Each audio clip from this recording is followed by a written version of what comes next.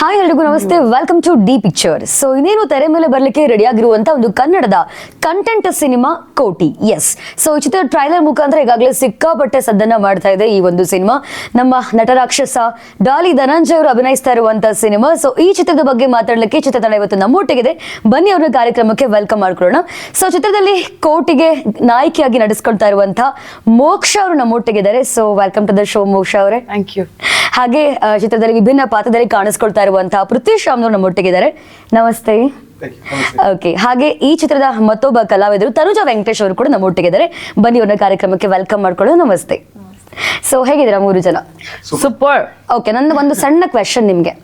ಯಾಕೆ ನೀವು ಧನಂಜಯ ಸರ್ ಕರ್ಕೊಂಡು ಬರ್ಲಿಲ್ಲ? ಅವರೆಲ್ಲ ಇದು ಇವಾಗಲೇ ಕಾಲ್ ಮಾಡ್ತಿದ್ದಾರೆ. ಕೇಳ್ತಿದ್ದಾರೆ. ನಿಮ್ಮ ಹೆಸರೇನು? ಸೌಜನ್ಯ. ಸೌಜನ್ಯ. ನಿಮ್ಮ ವಾಯ್ಸ್ ತುಂಬಾ ಚೆನ್ನಾಗಿದೆ. Thank you. ಟಾಪಿಕ್ ಚೇಂಜ್ ಮಾಡ್ತಾ ಇದ್ದೀರಾ? ಓಕೆ, ಸೊ ಬಿಸಿ ಇದ್ದಾರೆ ಅನ್ಸುತ್ತೆ. ಓಕೆ, ಸೊ ಮೋಕ್ಷ ಅವ್ರಿಗೆ ಈ ಚಿತ್ರದ ನಾಯಕಿಯಾಗಿ ಸೆಲೆಕ್ಟ್ ಆಗುವಂತ ಒಂದು ಅವಕಾಶ ಹೇಗ್ ಬಂತು ಅಂತ? ಅದೇ ನಾನು ತುಂಬಾ ಬಾರಿ ಹೇಳಿದ್ದೇನೆ. ನಾನು ಲೀಸ್ಟ್ ಎಕ್ಸ್ಪೆಕ್ಟ್ ಮಾಡ್ತಿದ್ದಾಗ ಈ ಒಂದು ಬಂದಿದ್ದು ಆಪರ್ಚುನಿಟಿ ನನಗೆ. ಸೊ ಒಂದಿನ ಹಾಗೆ ರಾತ್ರಿ ಕುತ್ಕೊಂಡು ಟಿವಿ ನೋಡ್ತಿದ್ದೆ ನನ್ನ ಪಜಾಮದಲ್ಲಿ, ತಲೆಗೆ ಎಣ್ಣೆ ಹಾಕೊಂಡು ಜಡೆ ಹಾಕೊಂಡು ಆರಾಮಾಗಿ ಕೂತಿದ್ದೆ. ಒಂದು ಕಾಲ್ ಬಂತು ಒಂದು 10:30-11 ಗಂಟೆಗೆ, ಈ ಥರ ಆಡಿಷನ್ಗೆ ಬರಬೇಕು ಅಂತ. ನಾನು ಸರ್ ಲೇಟ್ ಆಯ್ತಲ್ಲ, ಇಷ್ಟೊತ್ತಿಗೆ ಹೇಗೆ ಬರೋಕ್ಕಾಗತ್ತೆ? ಪ್ಲಸ್ ನಾನು ಗೌರಮ್ಮ ಹತ್ರನೂ ಕಾಣ್ತಿದ್ದೆ, ನನ್ಗೆ ಗೊತ್ತು ನಾನು ಹೋದ್ರೆ ಪಕ್ಕ ಸೆಲೆಕ್ಟ್ ಆಗಲ್ಲ ನಾನು ಅಂತ. ಸೊ ಇಲ್ಲ, ಅರ್ಜೆಂಟ್ ಇದೆ, ನಾಳೆನೇ ಫೈನಲ್ ಮಾಡ್ತಿದ್ದಾರೆ ಹೀರೋಯಿನ್ನ. ಸೊ ಇವತ್ತೇ ಕಳಿಸ್ಬೇಕು, ಅಟ್ಲೀಸ್ಟ್ ಮೊಬೈಲಲ್ಲಿ ರೆಕಾರ್ಡ್ ಮಾಡ್ಬಿಟ್ಟು ಕಳಿಸಿ ಅಂತ. ನಾನು ಓಕೆ ಅಂತ ಹೇಳ್ಬಿಟ್ಟು ಅವತ್ತು ಫಸ್ಟ್ ಟೈಮ್ ನಾನೊಂದು ಆಡಿಷನ್ಗೆ 0 ಎಫರ್ಟ್ ಹಾಕಿ, ಅಂದ್ರೆ ನಾನು ಹೇಗೆ ಕಾಣ್ತಿದ್ದೀನಿ ಅಂತ ಜಾಸ್ತಿ ಯೋಚನೆ ಮಾಡಿದೆ. ಹಾಗೆ ಅದೇ ಎಣ್ಣೆ ಹಾಕಿರೋ ಜಡೆ ಕಟ್ಟಿರೋ ಕೂದಲಲ್ಲೇ ನಾನು ಕಳ್ಸಿದ್ದು. ನಾನು ಆ ಎಕ್ಸೈಟ್ಮೆಂಟ್ಗೆ ನನ್ಗೆ ಹೇಳಿದ್ರು ಒಂದು ದೊಡ್ಡ production cinema and mostly Dolly Dhananjaya ಅವರೇ ಹೀರೋ ಇರ್ತಾರೆ ಅಂತ. ಅದ್ ಫುಲ್ ಏನು ಬಿಟ್ಕೊಟ್ಟಿರ್ಲಿಲ್ಲ ಕ್ಲಿಯರ್ ಆಗಿ. ಸೊ ಆ ಎಕ್ಸೈಟ್ಮೆಂಟ್ಗೆ ನಾನು ಆ ಸ್ಕ್ರಿಪ್ಟ್ ನ ತಪ್ಪು ಓದ್ಬಿಟ್ಟು ತಪ್ಪು ಆಡಿಷನ್ ಕಳ್ಸ್ಬಿಟ್ಟಿದ್ದೆ. ಆಮೇಲೆ ಕಳ್ಸಾದ್ಮೇಲೆ ಏನ್ ಮಾಡಕ್ಕಾಗತ್ತೆ? ಆಮೇಲೆ ಓಕೆ, ನನ್ನ ಹಣೆಯಲ್ಲಿ ಬರ್ತಿದ್ರೆ ನನ್ಗೆ ಸಿಗತ್ತೆ ಅಂತ ಅನ್ಕೊಂಡು ದೇವ್ರ ಮೇಲೆ ಎಲ್ಲ ಬಿಟ್ಟಿದ್ದೆ ಭಾರನ. ಐ ಥಿಂಕ್ ನಾನು ತಪ್ಪು ಮಾಡಿರೋ ಆಡಿಷನ್ ಅವ್ರಿಗೆ ಇಷ್ಟ ಆಗಿ ಆಮೇಲೆ ಮತ್ತೆ ಮಾರನೇ ದಿನ ಕರ್ಸಿ ನನ್ನ ಇವಾಗ ಆರಾಮಾಗಿ ಕುತ್ಕೊಂಡು ನೀಟಾಗಿ ಅರ್ಥ ಮಾಡ್ಕೊಂಡು ಸರಿಯಾಗಿ ಆಡಿಷನ್ ಕೊಡಿ ಅಂತ ಹೇಳಿ ಸರಿಯಾಗಿ ಆಡಿಷನ್ ಕೊಟ್ಟು ಅಂಡ್ ಅವತ್ತಿ ಲುಕ್ ಟೆಸ್ಟ್ ಎಲ್ಲ ಆಯ್ತು. ನಂಗೆ ಗಾಡ್ಸಿಲ್ಲ. ಓಕೆ, ಸೊ ಒಂದು ಡೈಲಾಗ್ ನೀವೇನ್ ತಪ್ಪು ಹೇಳಿದ್ರಿ ಅಂತ ಹೇಳ್ಬೋದಾ? ಅಂದ್ರೆ ನಾನು ನವಮಿ ಅಂತ ಒಂದು ಪಾತ್ರನ ಅಭಿನಯಿಸ್ತಿರೋದು. ನವಮಿ ಅವಳಿಗೆ ಒಂದು ಚಿಕ್ಕ ಪ್ರಾಬ್ಲಮ್ ಇರತ್ತೆ. ಅವಳಿಗೆ ಇದು ತೀರಾ ಎಕ್ಸೈಟ್ಮೆಂಟ್ ಆದಾಗ ಒಂದ್ ಸ್ವಲ್ಪ ಬಿಕ್ಕಳಿಕೆ ಪ್ರಾಬ್ಲಮ್ ಇರತ್ತೆ. ಸೊ ಆ ಬಿಕ್ಕಳಿಕೆನ ನಾನು ಅರ್ಜೆಂಟ್ ಅಲ್ಲಿ ಸ್ಟ್ಯಾಮರಿಂಗ್ ಅಂತ ಅನ್ಕೊಂಡು ಆಡಿಷನ್ ಫುಲ್ ಸ್ಟ್ಯಾಮರ್ ಮಾಡ್ಬಿಟ್ಟು ಕಳ್ಸ್ಬಿಟ್ಟಿದ್ದೀನಿ. ಆಮೇಲೆ ತಿಳಿತು ಬಿಕ್ಕಳಿಕೆ ಅಂದ್ರೆ ಹಿಕಪ್ಸ್ ಅಂತ. Okay fine. ಸೊ ಹಾಗೆ ತನುಜಾ ವೆಂಕಟೇಶ್, ನಿಮ್ಮ ಪಾತ್ರದ ಬಗ್ಗೆ ಹೇಳೋದಾದ್ರೆ, ಸೊ ಏನ್ ಪಾತ್ರ ಅಭಿನಯಿಸ್ತಾ ಇದ್ರ ಇಲ್ಲಿ ಅಂತ? ನಾನು ಕೋಟಿ ಸಿನಿಮಾದಲ್ಲಿ ಕೋಟಿಯ ತಂಗಿ ಅಂದ್ರೆ ಮಹತಿಯ ಪಾತ್ರ ನಿರ್ವಹಿಸ್ತಿದ್ದೀನಿ. ಸೊ ಇದ್ರಲ್ಲಿ ಹೇಗೆ ಅಂದ್ರೆ, ಒಂದು ಮನೆಯಲ್ಲಿ ಹೇಗೆ ಒಂದು ತಂಗಿ ಅಣ್ಣನ್ಗೆ ಗೋಳಿಕೊಂಡು ತಮ್ಮನ್ಗುನು ಗೋಳಿಕೊಂಡು, ಸೊ ಅಂದ್ರೆ sensible character. Mahathi is a sensible girl. But ಮನೇಲಿ ಚಿಕ್ಕವಳು ಅಂಡ್ ಇವನನ್ನು ಸ್ವಲ್ಪ ಏನೋ ತಮ್ಮ ಇದ್ದಾನೆ ಅಂತ ಅದೊಂದು ಜವಾಬ್ದಾರಿನೂ ಇರುತ್ತೆ ಅವಳಿಗೆ. ಅಣ್ಣನ್ಗೆ ಸ್ವಲ್ಪ ತರಲೆ ಮಾಡ್ಕೊಂಡು, ಅಂದ್ರೆ she is a cool person. Ya, okay. So Prithvi ಅವ್ರ ತಮ್ಮ ಅಂತ ಹೇಳಿದ್ರೆ ಯಾವ ಆಂಗಲ್ ತಮ್ಮ ತರ ಕಾಣಿಸ್ತಾ ಇದ್ದಾರೆ ಅವ್ರು ನಿಮ್ಗೆ? Height S. ಸೊ ಪೃಥ್ವಿ ಅದಕ್ಕಿಂತ ಮುಂಚೆ ಪದವಿ ಪೂರ್ವದೆಲ್ಲ ನೋಡಿದೀನಿ ಅಭಿನಯನ. ಈ ಒಂದು ಸಿನಿಮಾದಲ್ಲಿ ಅದು ಡಾಲಿ ಧನಂಜಯ ಅವ್ರ ಜೊತೆ ಮಾಡೋ ಒಂದು ಎಕ್ಸ್ಪೀರಿಯನ್ಸ್ ಹೇಗಿತ್ತು? ಹಾಗೆ ನಿಮ್ಮ ಪಾತ್ರದ ಬಗ್ಗೆ ಹೇಳೋದಾದ್ರೆ ಏನ್ ಹೇಳ್ತೀರಾ? ನಿಜವಾಗ್ಲೂ ನನಗೆ ತುಂಬಾ ಖುಷಿ ಅನ್ಸುತ್ತೆ. ಅಂದ್ರೆ ಧನಂಜಯ್ ತಮ್ಮನ ಪಾತ್ರ ಮಾಡಿದೀನಿ ಈ ಸಿನಿಮಾದಲ್ಲಿ. ನಚ್ಚಿ ಅನ್ನೋ ಕ್ಯಾರೆಕ್ಟರ್.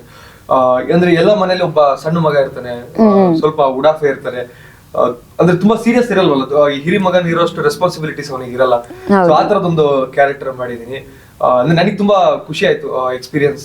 ಧನಂಜಯ್ ಜೊತೆ ಆಕ್ಟ್ ಮಾಡಿದ್ವಿ. ಧನಂಜಯ್, ತಾರಮ್ಮ, ತನುಜಾ ಮತ್ತೆ ನಮ್ದೊಂದು ಫ್ಯಾಮಿಲಿ. ಸೊ ಈ ಮೇಜರ್ ಸೀಕ್ವೆನ್ಸ್ ಎಲ್ಲ ನಮ್ಮ ಫ್ಯಾಮಿಲಿ ಜೊತೆ ಶೂಟಿಂಗ್ ಇರೋದ್ರಿಂದ ಧನಂಜಯ್ ಮತ್ತು ತಾರಮ್ಮ ಅವ್ರ ಜೊತೆ ಆಕ್ಟ್ ಮಾಡುವಂತ ಒಂದು ಅವಕಾಶ ಸಿಕ್ತು. ಅಂದ್ರೆ ನಾನ್ ಅದು ಏನೋ ಬೇರೆ ಫೀಲಿಂಗ್ ಅಂತ ಅನ್ಸುತ್ತೆ ನನಗೆ ಅವ್ರ ಜೊತೆ ಆಕ್ಟ್ ಮಾಡಿದಾಗ. ಎಲ್ಲೋ ನಮ್ ಪರ್ಫಾರ್ಮೆನ್ಸ್ ಕೂಡ ತುಂಬಾ ಇಂಪ್ರೂವ್ ಆಗುತ್ತೆ ಅಂತ ಹೌದೌದು. ತುಂಬಾ ಕಲಿಯಕ್ ಸಿಕ್ತು. ಪರಮ್ ಸರ್ ಅಂತ ಒಂದು ದೊಡ್ಡ ಟೀಮ್ ಜೊತೆ ಅವರ ಡೈರೆಕ್ಷನ್ ಅಲ್ಲಿ ಆಕ್ಟ್ ಮಾಡಿರೋದು ನನಗೆ ತುಂಬಾ ಖುಷಿ ಇದೆ. ಓಕೆ, ಸೊ ಮೋಕ್ಷ ಮೇಡಮ್, ಕೋಟಿ ಅಂದ್ರೆ ಏನು? ಕೋಟಿ ಅಂದ್ರೆ ತುಂಬಾ ಅರ್ಥಗಳಿದೆ, ಸಿನಿಮಾ ನೋಡಿದ್ರೆ ಗೊತ್ತಾಗತ್ತೆ. ಐ ಥಿಂಕ್ ನನಗೆ ಕೋಟಿ ಅಂದ್ರೆ ಒಂದು ಅದ್ಭುತವಾದ ಅಣ್ಣ, ಒಬ್ಬ ಅಮೇಝಿಂಗ್ ಫ್ಯಾಮಿಲಿ ಮ್ಯಾನ್, ಒಂದು ಕ್ಯೂಟ್ ಲವರ್, ಆ್ಯಂಡ್ ಒಬ್ಬ ಇನ್ನಸೆಂಟ್ ಹುಡುಗ. Okay, yes. ಸೊ ಹಾಗೆ ಈ ಚಿತ್ರದಲ್ಲಿ ಧನಂಜಯ್ ಅವರು ಒಬ್ಬ ಸಾಮಾನ್ಯ ಕಾಮನ್ ಮ್ಯಾನ್ ರೋಲ್ನ ಪ್ಲೇ ಮಾಡ್ತಾರೆ, ಆಟೋ ಡ್ರೈವರ್ ಲೆವೆಲ್ನ ಪ್ಲೇ ಮಾಡ್ತಾ ಇರುವಂಥದ್ದು. ಸೊ ಹೇಗೆ ಅನಿಸ್ತಾ ಇತ್ತು ಸರ್ ಆ ಒಂದು ರೋಲ್, ಅವ್ರ ಬಗ್ಗೆ ಹೇಳೋದಾದ್ರೆ? ಅಲ್ಲ, ನಾವು ಅಣ್ಣನ್ ಯಾವ್ದೇ ಸಿನಿಮಾ ನೋಡಿದ್ರು ಆ ಪಾತ್ರ ತರನೇ ಅನ್ಸ್ತಾರ ಅವರು. ಭೇಟಿ ಆದಾಗ ಹಂಗೆ ಇರುತ್ತೆ. ನಾವು ಅವ್ರು ನೋಡಿದಾಗ ನಾವು ಯಾವ ಆಂಗಲ್ ನೋಡ್ತೀವೋ ಆ ತರನೇ ಕಾಣ್ತಾರೆ. ತುಂಬಾ ವರ್ಸಟೈಲ್ ಆಕ್ಟರ್. ನಮ್ಮ ಕರ್ನಾಟಕದಲ್ಲಿ ಮೇ ಬಿ ಅವರೇ ವರ್ಸಟೈಲಿಟಿ. ಅದಕ್ಕೋಸ್ಕರ ನಟ ರಾಕ್ಷಸ ಅನ್ನೋ ಹೆಸರನ್ನ ಕೊಟ್ಬಿಟ್ಟಿದೀವಿ. ಹೌದು, ಅವ್ರು ನೋಡಿದಾಗ ಅಂದ್ರೆ ನಾವು ನಾರ್ಮಲ್ ಆಗಿ ನೋಡಿದಾಗ ಧನಂಜಯ ಅಣ್ಣ ಹೊರಗಡೆ ನೋಡಿದಾಗ ನಾವು ನಾರ್ಮಲ್ ಆಗಿ ಒಬ್ಬ ಸ್ಟಾರ್ ಆಗಿ ನೋಡ್ತೀವಿ. ಹೌದು. ನಮ್ ಜೊತೆ ಇದ್ದಾಗ ಒಬ್ಬ ಅಣ್ಣನಾಗಿರ್ತಾರೆ. ಇವ್ರ ಜೊತೆ ಶೂಟ್ ಮಾಡಿರೋ ಪೋರ್ಷನ್ಸ್ ಎಲ್ಲ ನೋಡಿದಾಗ ಎಷ್ಟ್ ಚೆನ್ನಾಗಿ ಎಷ್ಟ್ ಕ್ಯೂಟ್ ಲವರ್ ಅಪ್ಪ ಅಂತ ಅನ್ಸುತ್ತೆ. ಅಂದ್ರೆ ಎಲ್ಲದಕ್ಕೂ ತುಂಬಾ ಚೆನ್ನಾಗಿ ಮ್ಯಾಚ್ ಆಗ್ತಾರೆ ಅಣ್ಣ, ಅದನ್ನ ಅಷ್ಟು ಚೆನ್ನಾಗಿ ಕ್ಯಾರಿ ಮಾಡ್ತಾರೆ. ಸೊ ಕೋಟಿ ನೋಡಿದ್ರೆ ತುಂಬಾ ಅಂದ್ರೆ ಅವ್ರು ಹೇಳ್ದಂಗೆ ಒಂದು ಫ್ಯಾಮಿಲಿ ಮ್ಯಾನ್, ನಂಬರ್ 1 ಒಳ್ಳೆ ಫ್ಯಾಮಿಲಿ ಮ್ಯಾನ್, ಒಳ್ಳೆ ಲವರ್, ಕಾಮನ್ ಮ್ಯಾನ್ ಗೆ ತುಂಬಾ ಕನೆಕ್ಟ್ ಆಗುವಂತ ಪರ್ಸನ್ ಧನಂಜಯ್ ಅವರು. ಹೌದು, ಎಸ್. ಇದರಲ್ಲಿ ಹೇಳಿದ್ರು ಈಸ್ ಲೈಕ್ ವಾಟರ್ ಅಂತ. ಸೊ ಯಾವ ಮೋಡಲ್ ಹಾಕಿದ್ರು ಹಿ ಬಿಕಮ್ಸ್ ಕ್ವಾಲಿಟಿ ಇದೆ. ಸೊ ಹಾಗೆ ಈಗ ಪರಮ್ ಸರ್ ಜೊತೆ ಡೈರೆಕ್ಷನ್ ಮಾಡುವಂತ ಎಕ್ಸ್ಪೀರಿಯನ್ಸ್ ಹೇಗಿತ್ತು ನಿಮ್ಗೆಲ್ಲ ಅಂತ ಕೇಳ್ಬೇಕಾಗಿತ್ತು. ಪರಮ್ ಸರ್ ಬಗ್ಗೆ ನಾನು ತುಂಬಾ ಕೇಳಿದೆ. ಟಿವಿ ಇಂಡಸ್ಟ್ರಿಯಿಂದ ಬಂದವರು, ತುಂಬಾ ಸೀರಿಯಲ್ಸ್ ಮಾಡ್ಕೊಂಡ್ ಬಂದಿದ್ದಾರೆ, ಅಂಡ್ ಬಿಗ್ ಬಾಸ್ ಸಹ ಅವ್ರನ್ನ ಡೈರೆಕ್ಷನ್ ಮಾಡ್ಕೊಂಡ್ ಬಂದಿದ್ದು. ಸೊ ಇವಾಗ ಫಸ್ಟ್ ಟೈಮ್ ಸಿನಿಮಾ ಮಾಡ್ತಿದ್ದಾರೆ ಅಂತ ಅಂದಾಗ ನನಗೆ ಗೊತ್ತಿಲ್ಲ ಹೇಗ್ ಮಾಡ್ತಾರೋ ಏನೋ ಅಂತ ನನ್ಗೆ ಐಡಿಯಾ ಇರ್ಲಿಲ್ಲ. ಬಟ್ ಅವ್ರನ್ನ ಮೀಟ್ ಆದಾಗ ನನ್ಗೆ ಅವರಲ್ಲಿ ಒಂದು ಸ್ಪಾರ್ಕ್ ಕಾಣಿಸ್ತು. ಲೈಕ್ ತುಂಬಾ ಪ್ಯಾಷನೆಟ್ ಆಗಿ ಮಾತಾಡಿಸ್ತಿದ್ರು, ಎಕ್ಸ್ಪ್ಲೇನ್ ಮಾಡ್ತಿದ್ರು ಸ್ಕ್ರಿಪ್ಟ್ ಬಗ್ಗೆ, ಕ್ಯಾರೆಕ್ಟರ್ಸ್ ಬಗ್ಗೆ, ಅಂಡ್ ಅವ್ರ ರೈಟಿಂಗ್ ಸಹ ತುಂಬಾನೇ ಅದ್ಭುತವಾಗಿ ಬಂದಿದೆ.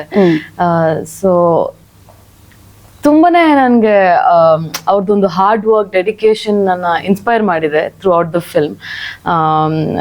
ಸರ್ ಜೊತೆ ಲೈಕ್ ತುಂಬಾ ಕಡೆ ನಾನು ಏನೋ ನನ್ನ ರೇಗಿಸಿದ್ದಾರೆ, ನನ್ನ ಸ್ವಲ್ಪ ಅಳಿಸಿದ್ದಾರೆ, ಸ್ವಲ್ಪ ಖುಷಿ ಪಡಿಸಿದ್ದಾರೆ, ನಗ್ಸಿದ್ದಾರೆ. ಸೊ ಒಂದು ಸ್ಪೆಷಲ್ ಬಾಂಡ್ ಇವಾಗ at the end of the film create ಆಗಿದೆ. But is very talented person ಅಂತ ಹೇಳಕ್ ಇಷ್ಟಪಡ್ತೀನಿ. And I wish all his dreams come true. ಇನ್ನು ಈ ಕೋಟಿ ಮೂಲಕ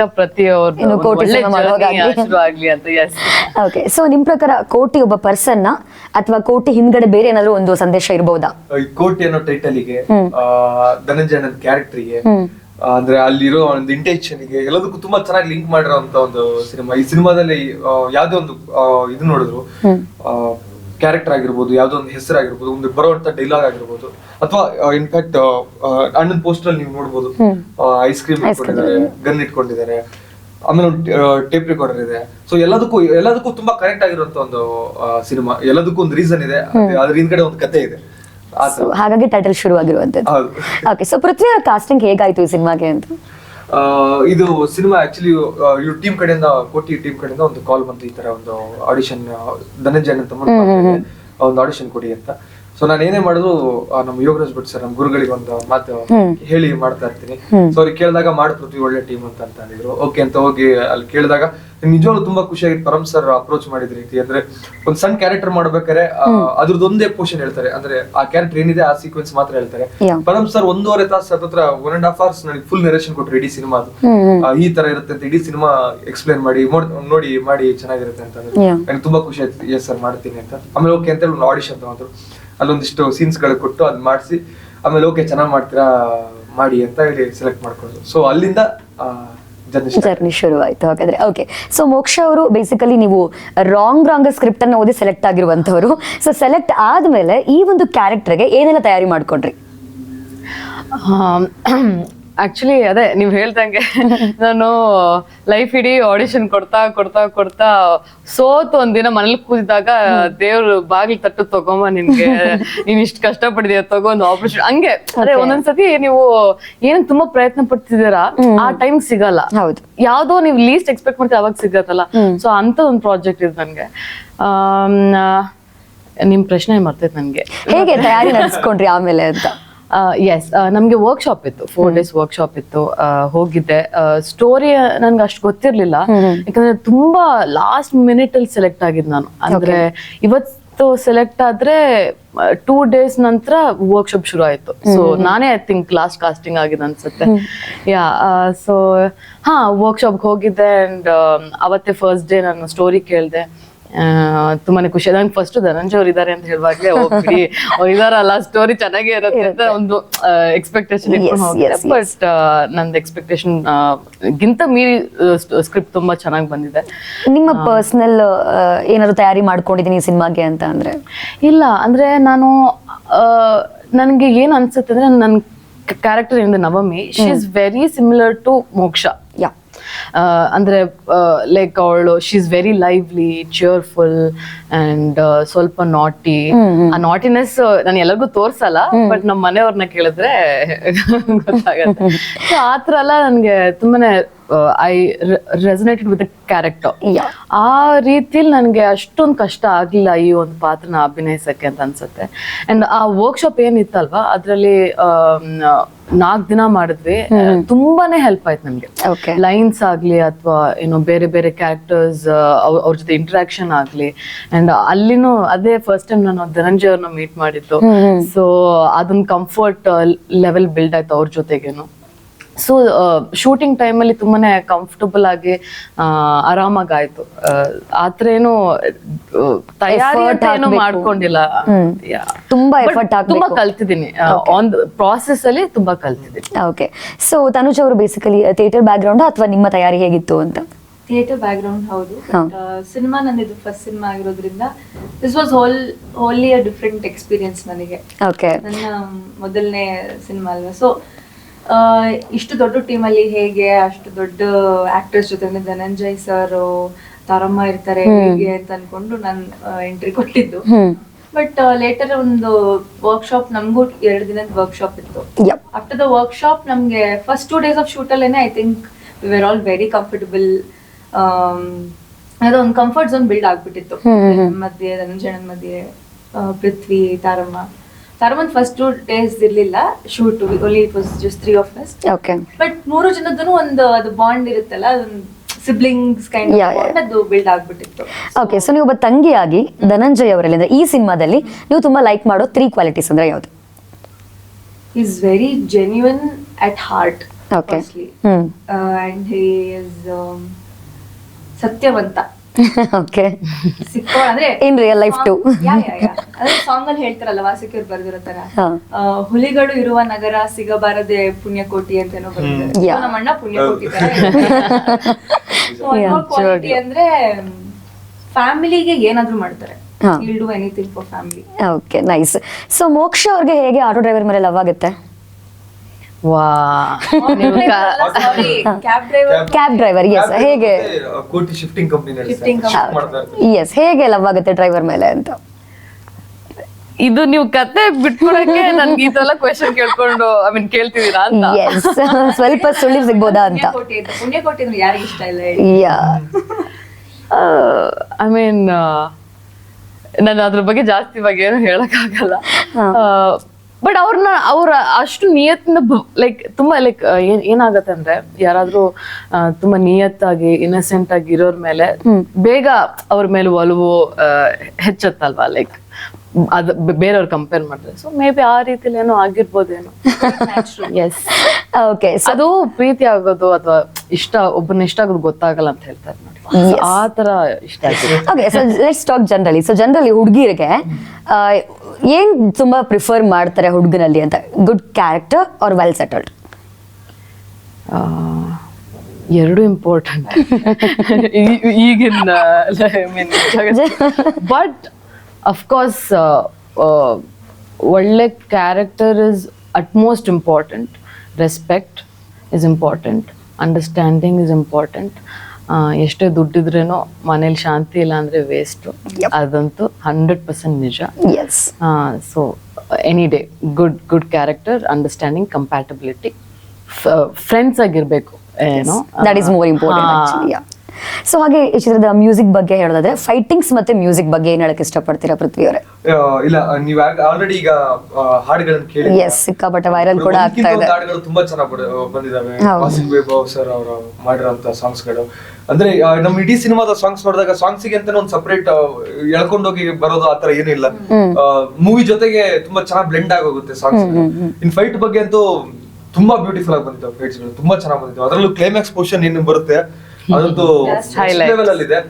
ಬಟ್ ಒಂದಂತೂ ನಿಜ, ಇಡೀ ಸಿನಿಮಾ ನೋಡ್ಕೊಂಡ್ ಬಂದಾಗ ಕ್ಲೈಮ್ಯಾಕ್ಸ್ ಪೋರ್ಷನ್ ಏನಿದೆಯಲ್ಲ ಅದ್ರ ಬಗ್ಗೆ ಕೂತ್ ಮಾತಾಡ್ತಾರೆ ಅಂತ ಹೇಳ್ಬೋದು. ಎಸ್. ಸೊ ಕೊನೆಯದಾಗಿ ನಮ್ಮ ಆಡಿಯನ್ಸ್ ಈ ಸಿನಿಮಾವನ್ನ ನೋಡ್ಬೇಕು ಅಂದ್ರೆ ಯಾವ ಒಂದು ಕಾರಣಕ್ಕೆ ನೋಡ್ಬೇಕು ಅಂತ ಹೇಳಕ್ ಇಷ್ಟಪಡ್ತೀರಾ 3 ಜನ? ಅಂದ್ರೆ it has all the elements. ಅಂದ್ರೆ ಎಷ್ಟೊಂದು ಆಕ್ಷನ್ ಮೂವೀಸ್ ಇರುತ್ತೆ, ಕೆಲವೊಂದು ಬರೀ ಫ್ಯಾಮಿಲಿ ಡ್ರಾಮಾ ಅಂತ ಇರುತ್ತೆ, ಕೆಲವೊಂದು ಬರೀ ಲವ್ ಸ್ಟೋರಿ ಅಂತ ಇರುತ್ತೆ. ನಮ್ ಸಿನಿಮಾ ಎಲ್ಲ ಇದೆ. Why don't you guys come and watch?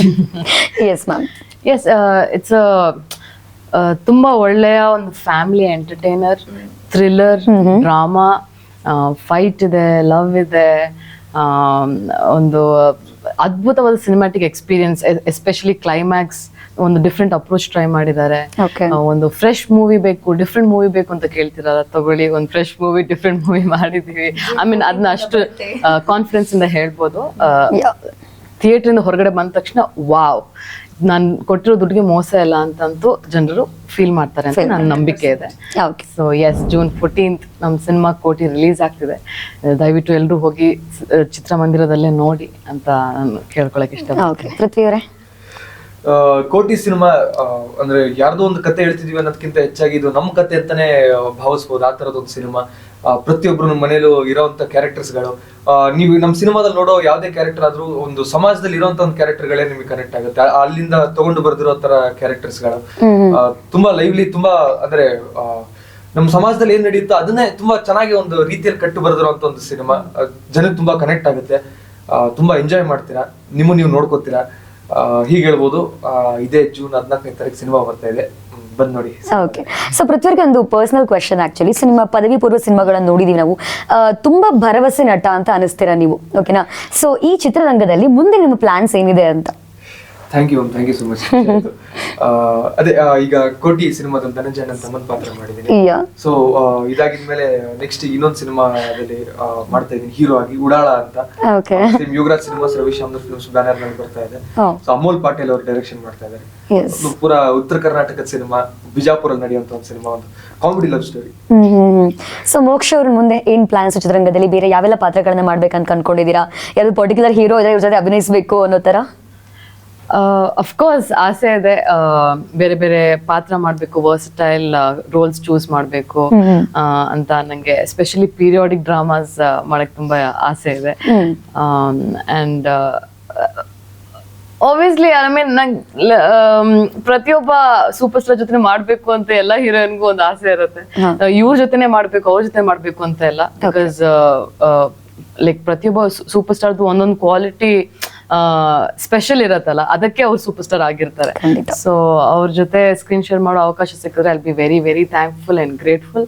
So ಖಂಡಿತ ನನ್ನ ಕಡೆಯಿಂದ ಪ್ರಯತ್ನ ಮಾಡ್ತೀನಿ. ಈ ಒಂದು ಕೋಟಿ ಮುಖಾಂತರ ಜನರನ್ನ ಮುಟ್ಟಕ್ ಟ್ರೈ ಮಾಡ್ತೀನಿ. ಸೊ ಹಾಗೆ ಈ ಸಿನಿಮಾಗೆ ಸಾಕಷ್ಟು ಜನ ಸಪೋರ್ಟ್ ಕೊಡ್ತಾ ಬಂದಿದೆ. ಕಿಚ್ಚ ಸುದೀಪ್ ಅವ್ರು ಆಗಿರ್ಬೋದು, ತುಂಬಾ ನಟರೆಲ್ಲ ನಮ್ಗೆ ಸಪೋರ್ಟ್ ಮಾಡಿದ್ದಾರೆ. ಸೊ ಅವ್ರಿಗೆಲ್ಲ ಏನ್ ಹೇಳಕ್ ಇಷ್ಟಪಡ್ತೀರಾ ಅಂತ? Big thank you. I know it's a small word, yeah, but ade avrgunu they also want the industry to grow alva. They want good for their industry. So ಅವ್ರದ್ದು ಒಂದು ಪ್ರಾಮಾಣಿಕ ಸಪೋರ್ಟ್ ಏನಿದೆ ನಮಗೆ ಏನ್ ಸಿಗ್ತಾ ಇದೆ. So very Kannada cinema industry ನಿಜವಾಗ್ಲೂ ತುಂಬಾ ಖುಷಿ ಆಗ್ಬೇಕು ನಾವೆಲ್ಲ. ಯಾಕಂದ್ರೆ ಒಬ್ಬ ಸ್ಟಾರ್ ಇನ್ನೊಬ್ಬ ಸ್ಟಾರ್ ಸಪೋರ್ಟ್ ಮಾಡೋದು, ಒಬ್ಬ ಆರ್ಟಿಸ್ಟ್ ಇನ್ನೊಬ್ಬ ಆರ್ಟಿಸ್ಟ್ ಸಪೋರ್ಟ್ ಮಾಡೋದಾಗಿರ್ಬೋದು, ಎಲ್ಲ ದೊಡ್ಡವರು ನಮ್ಮಂತ ಹೊಸಬ್ರಿಗೆ ಸಪೋರ್ಟ್ ಮಾಡೋದಾಗಿರ್ಬೋದು. ಮೊನ್ನೆ ನಾವು ಸ್ಟೇಜ್ ನೋಡಿ, ನಮಗೆಲ್ಲ ನಾವೆಲ್ಲ ಹೊಸಬ್ರು, ನಮ್ಮನ್ನ ಕೂರಿಸಿ ಒಂದು ಇಂಟರ್ವ್ಯೂ ಮಾಡಿಸ್ತಾರೆ, ನಮ್ಮನಿಗೆ ಒಂದು ಸ್ಟೇಜ್ ಮೇಲೆ ಕರೆದು ಮಾಡಿಸ್ತಾರೆ, ಕಲರ್ಸ್ ಕನ್ನಡದಲ್ಲಿ ಒಂದು ಪ್ರೋಗ್ರಾಮ್ ನಡೀತು. ಆ ಪ್ರೋಗ್ರಾಮ್ ಅಲ್ಲಿ ನಮಗೆಲ್ಲ ಒಂದು ಪರ್ಫಾರ್ಮ್ ಮಾಡೋದಕ್ಕೆ ಅವಕಾಶ ಮಾಡಿಕೊಡ್ತಾರೆ. ಸೊ ಈ ತರ they have been supporting so much. Yes welcoming ಆಗಿ ಇಂಡಸ್ಟ್ರಿ ಇದೆ ಅದೇ ಅನ್ಸುತ್ತೆ. ಅದೇ ಇಷ್ಟ ಆಗೋದು ಸ್ಯಾಂಡಲ್ವುಡ್. ನಾನು ಮೊನ್ನೆ ಬ್ಯಾಂಗ್ಳೂರ್ ಟೈಮ್ಸ್ ಇಂಟರ್ವ್ಯೂ ನಡೀತು, Okay. ಅದ್ರಲ್ಲೂ ಅದೇ ಹೇಳಿದ್ದೆ. ಸ್ಯಾಂಡಲ್ವುಡ್ ತುಂಬಾನೇ ವೆಲ್ಕಮಿಂಗ್, ಎಸ್ಪೆಷಲಿ ನ್ಯೂ ಟ್ಯಾಲೆಂಟ್ಸ್ ಇವಾಗ ಬೇಕಾಗಿದ್ದಾರೆ ಅಂಡ್ ತುಂಬಾ ಸಪೋರ್ಟ್ ಮಾಡ್ತಿದ್ದಾರೆ. ಜನರು ಸಹ ಇವಾಗ ಒಂದು ಒಳ್ಳೆ ಸಿನಿಮಾ ಮಾಡಿದ್ರೆ ಖಂಡಿತ ಹೋಗಿ ನೋಡ್ತಾರೆ.